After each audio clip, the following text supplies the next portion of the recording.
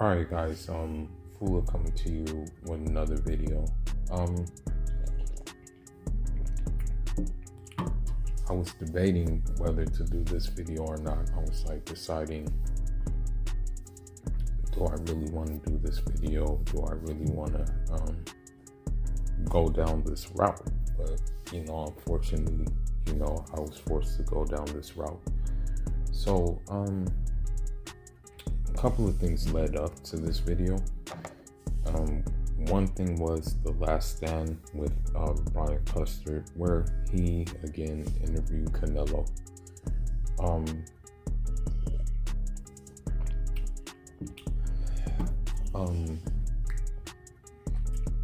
A fan asked the question, like, why don't you fight Demetrius Andrade? He has a similar style to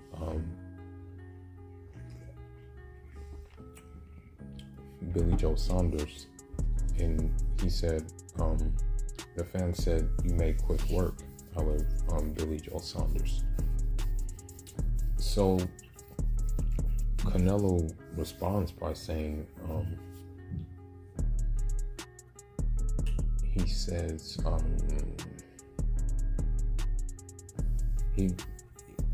he says, oh, he hasn't fought anybody. He's a horrible fighter. I'll never fight him. That's all his response was. Brian Custard, chuckles, giggles, laughs at him about saying that, basically. So, I've been reading other articles in regards to this, because the thing is, if this was not important, then why would those other articles highlight him saying this when they could have highlighted different parts of the interview? Instead they highlighted this part of the interview. So now Demetrius Andrade has said in an article that he'll move up to 175 to fight Canelo. The thing is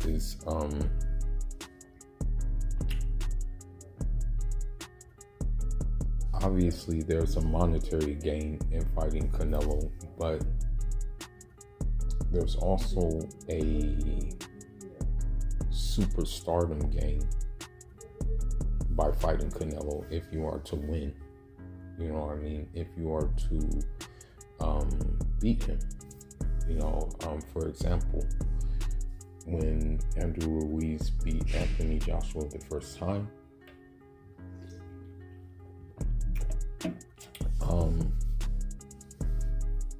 his whole life did a 360. You saw him in Rolls Royces, you saw him on different TV shows, you saw him just get so much notoriety because he took out the champ. You know what I mean? So I think that's what Boo Boo is looking for. I think that's kind of part of what he's looking for, is the superstardom part that would come with beating Canelo. You know what I mean? Not just necessarily a payday. You know what I mean? So then an article comes out on Boxing News 24, I think. And in that article, they say that, what do they say?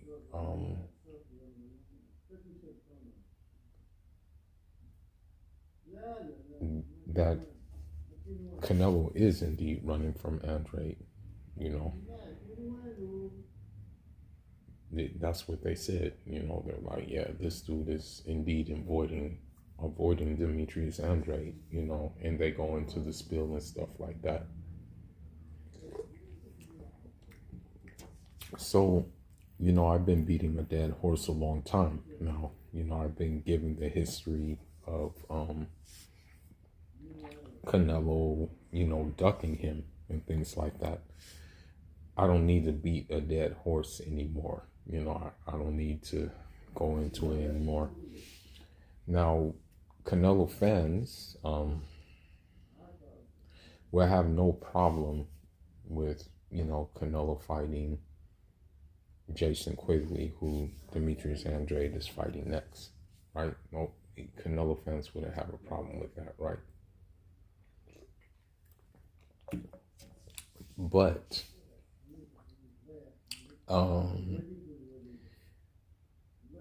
they have a problem with Demetrius Andrade fighting Jason Quigley. And mind you, I want to say that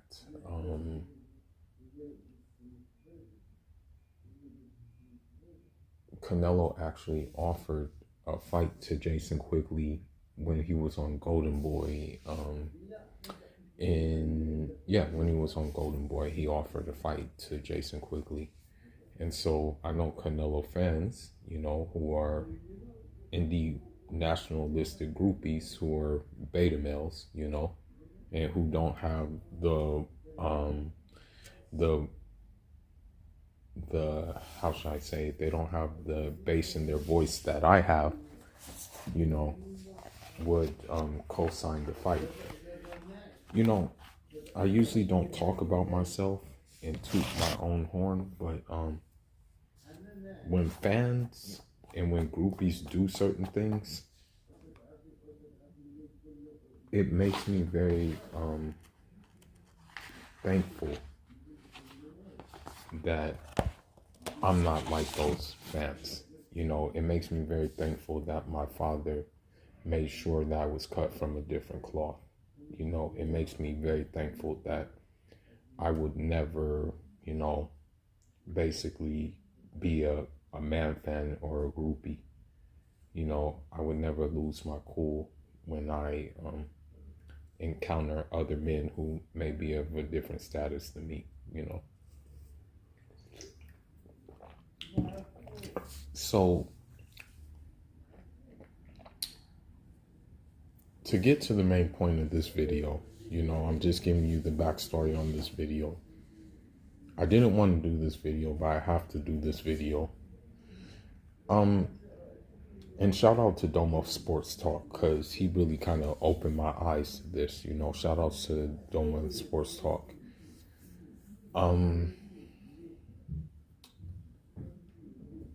So boxing does have a Negro League, you know, and for those of you guys who don't know, there was a time when, you know, in America where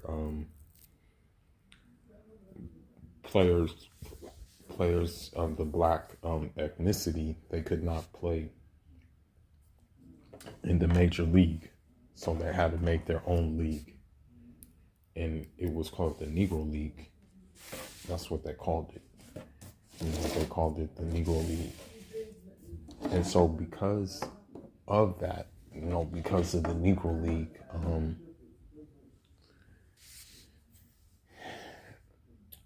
they were able to play the game they loved, in which they polished, in which they, you know, worked on their craft. And, you know, they worked on their craft in the game of baseball, right? So what happened was, you know, eventually they were able to play in the regular league, right? That's what occurred.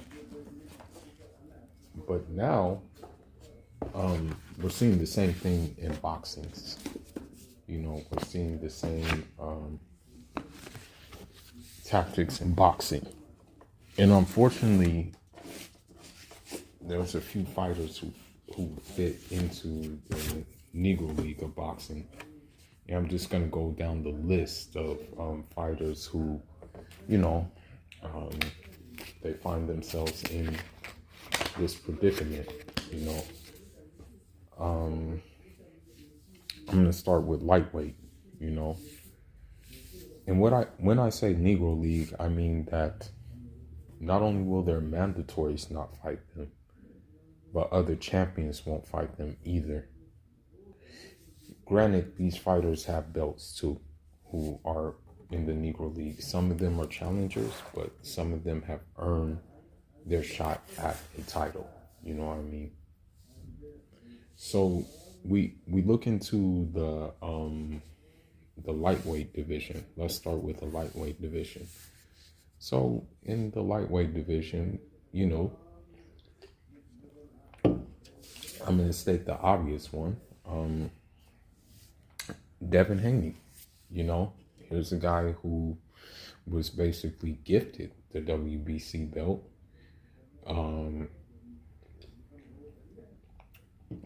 Here's a guy who was Lomachenko's mandatory. Said many times, and including on the Breakfast Club, said that he will fight Lomachenko. Said that he's not afraid to lose to Lomachenko.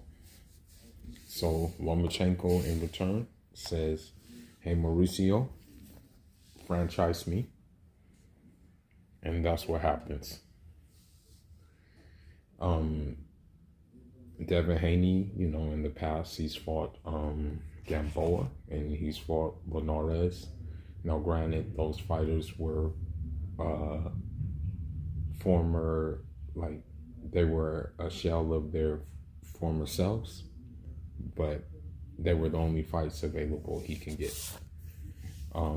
You know, he's called out Teofimo Lopez because, you know, he has the potential to become undisputed with Teofimo Lopez, right?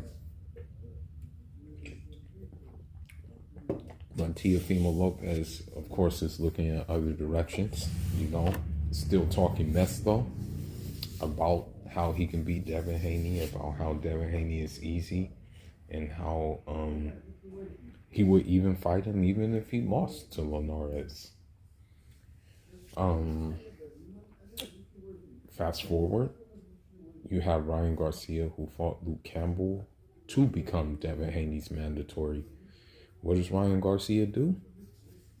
He decides that better to fight to become mandatory again, although he's already mandatory, right? That was Ryan Garcia's move. That was his chess move. You have Jojo Diaz. He was Devin Haney's mandatory too. What does Jojo Diaz do? He says, oh, why not? I'll just fight Ryan Garcia.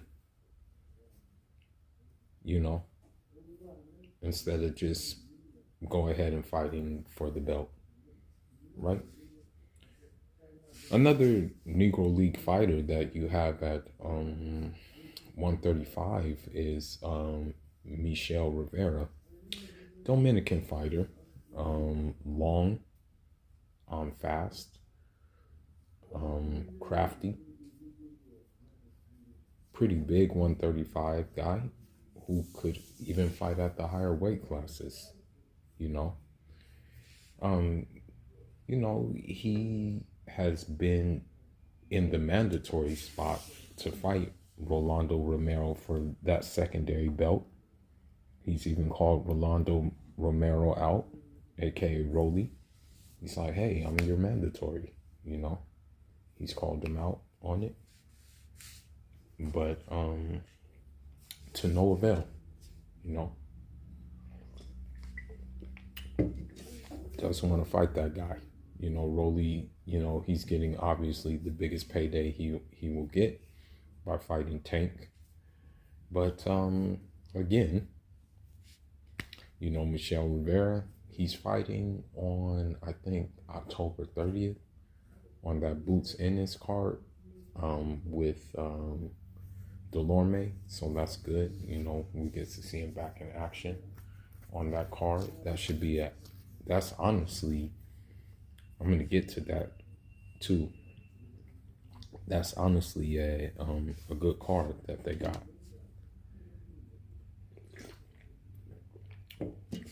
Okay, so we move to 147. Another Negro League fighter, the guy I just named, Joran Boots Ennis. Here's a guy who has called out everybody. Here's a guy who said he is ready to fight any and everybody who comes, all comers. Media has, media has even suggested, like some selected members of the media have suggested that, yeah, you and Virgil Ortiz should fight right now. And these are not my words. These are the media's words, and as a result, Jaron Ennis said we can make that fight right now. I'm one phone call away from wanting to fight him from the fight. Those were the words of Jaron Ennis, right? But instead, Virgil Ortiz comes back and Robert Garcia comes back saying, "Oh, we'll stop Jaron Ennis. Virgil Ortiz will stop him, and he won't be ready to fight Jaron Ennis in another 48 months, until another 48 months. That's the words that came out of Robert Garcia's mouth, and so also we come to find out Jaron Ennis tried to fight Ugas. And, I go hard for my Cubans. I like the Cubans a lot, for obvious reason. You can say I love the Cubans, You can actually say, yes, I love the Cubans, but I got to keep it a spade of spades. Your Dennis Ugas team said they'll fight him later. That's what was said, that they'll fight him later on. You know what I mean? So, what that tells you. Another Negro League fighter.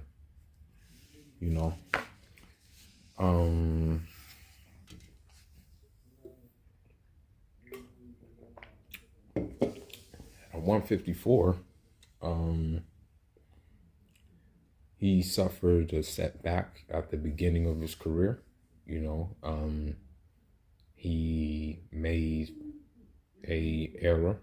He made an error being pretty young and being although having a seasoned amateur career and being a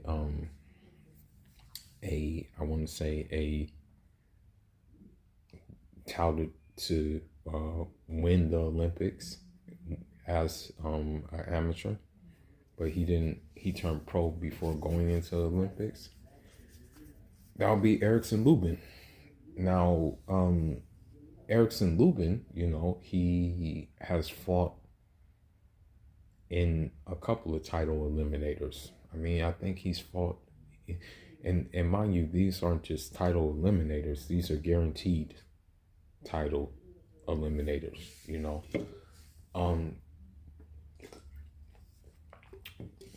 He's fought in a couple, and in fighting in those couple of title eliminators, he should be guaranteed a title shot. He even said it doesn't matter who he fights, in terms of the title, getting the title.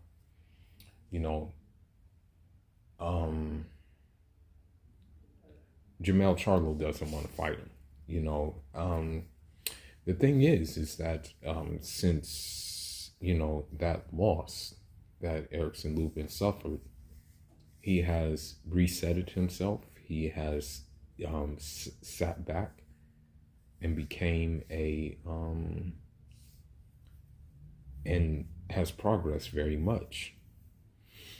And I think due to that progress, Jermell Charlo doesn't want any parts of him. You know what I mean?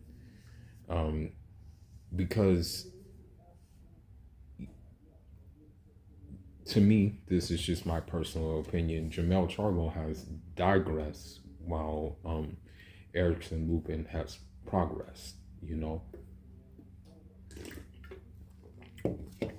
So the only thing left now for Erickson Lubin would be hopefully to fight Brian Castano, which I don't know what if that will happen or not, for the simple fact that Brian Castano may want to wait it out and wait for the rematch, but it looks like that at this time that Jermell Charlo does not want to fight Brian Castano. He doesn't want the rematch. He wants to take the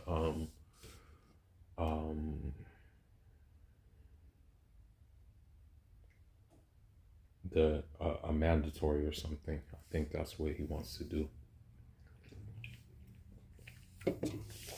Now, we look at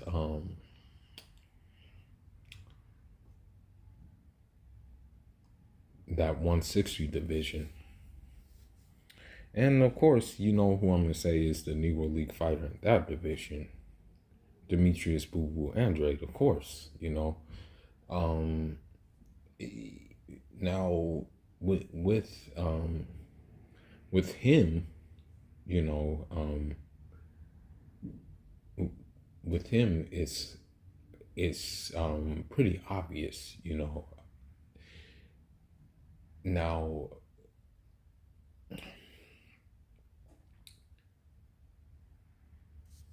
he went in the ring with Triple G to try to call him out and say, yo, let's fight. Let's get this show on the road. Let's unify the belts. He tried to do that, you know. He tried to, like, get that fight going. You know what I mean?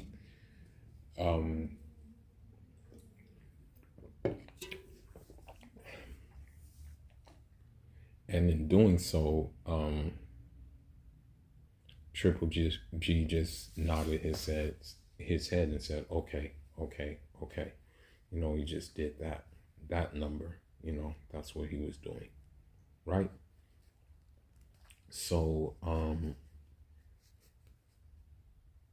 you kind of would think, okay, this is gonna happen, but it's not gonna happen.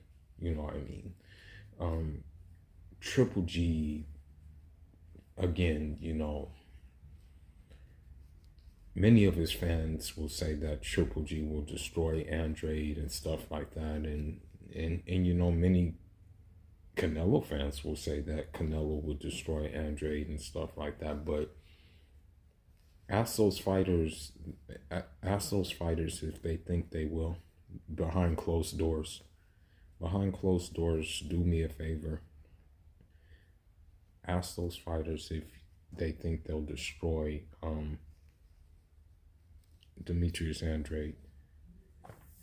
So, Demetrius Andrade, he wants to unify the belts. You know, Triple G didn't want that unification. So, you know, Murata is the opponent that Triple G will fight. And it's for obvious reasons why he will fight Murata. And the obvious reasons being that he's a come-forward guy who, you know, not too many special effects, just walks you down.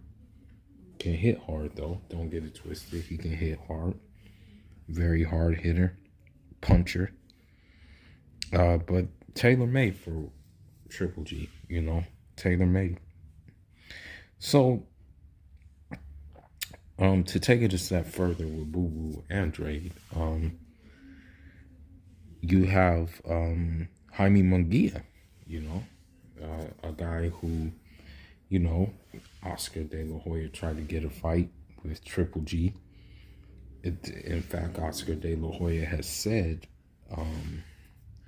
that a fight with Jaime Munguia and Triple G will be more exciting than a fight with Andrade and Triple G, you know. Now,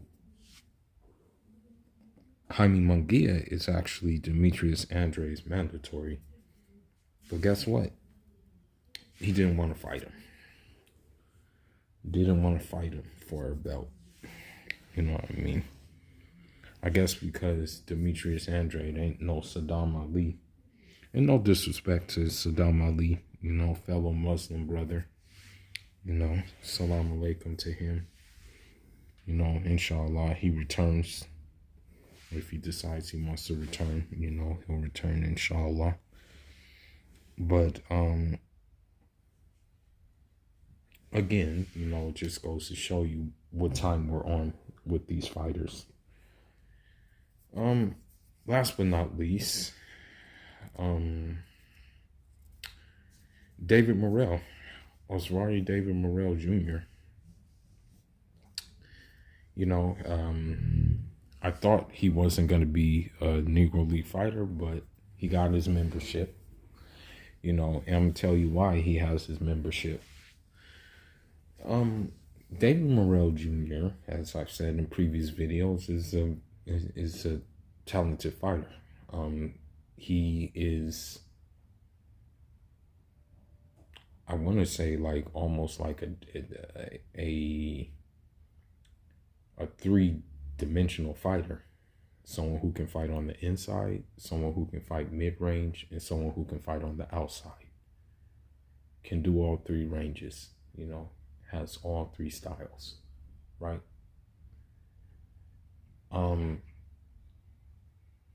Now, what makes him a Negro League fighter is, so John Ryder, was his mandatory. And mind you, John Ryder, many people think he beat Callum Smith. Like, many people felt that Callum Smith lost that fight and that John Ryder won that fight. A lot of people did. So,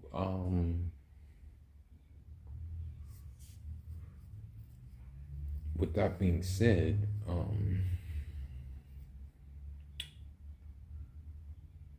he was supposed to fight David Morrell, but instead Eddie Hearn decided, this is a hard fight. If I'm going to get him knocked out, or if I'm going to get John Ryder stopped, I might as well have him stopped by a 175-pounder for a belt, for a primary belt and not a secondary belt in Dimitri Bivol. That was the game plan. He was going to make,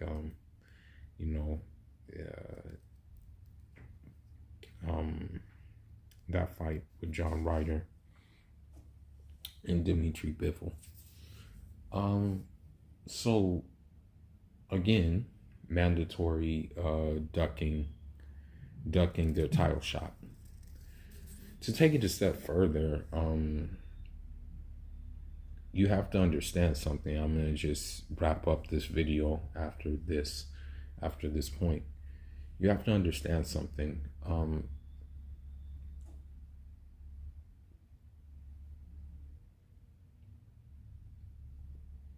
Oswari David Morrell Jr. has already called out the likes of Benavidez, has already said that he will beat Edgar Berlanga very easily. Those guys haven't mentioned his name. David Morrell has even said that, oh yeah, I can beat Canelo. And, I believe this. I believe this myself, that he can beat Canelo. I don't see why he couldn't beat Canelo. But Canelo will not fight him because he knows that, even with him only being like 5 fights in or something like that, even with him being like ripe to the game,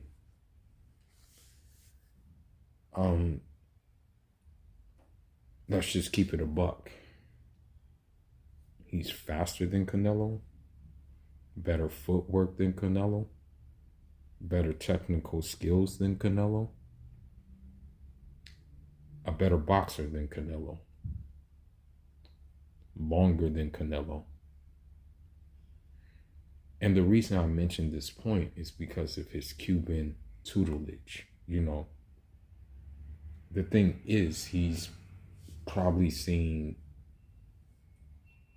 he's seen it all in his amateur career. He's seen a fighter like Canelo in his amateur career. So with that being said,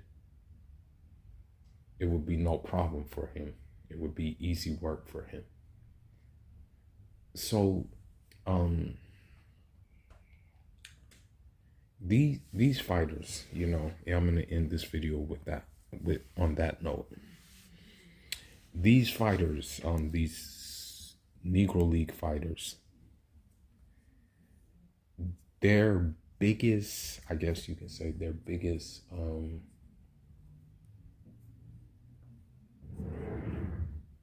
their biggest, like, I guess you can say, detractors, or their biggest critics will say, oh, well, who have they fought? And the real question is, who have they gotten the chance to fight? Many of them will say, oh, well, they were hurt in their previous fight.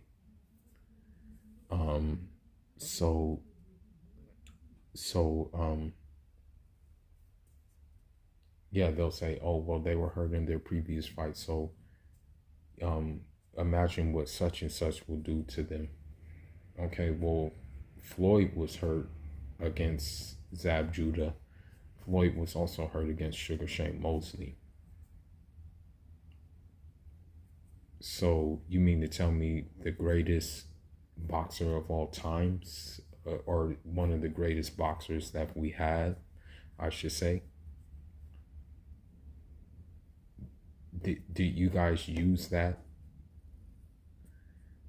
Did you guys use that excuse when, you know, he fought Canelo, that, oh, he, you know, Canelo's gonna knock him out because Sugar Shane Mosley did this and Zab Judah did that? Did you guys have that energy? Andre Ward was dropped, I believe, by Kovalev. We saw the ending results. But anyhow, man, on this channel, you know, I'll support the Negro League boxers. And I don't know, man, if they're going to get big fights or not. It's hard to tell, you know, because they got the fighters who they can beat. They got those fans against them.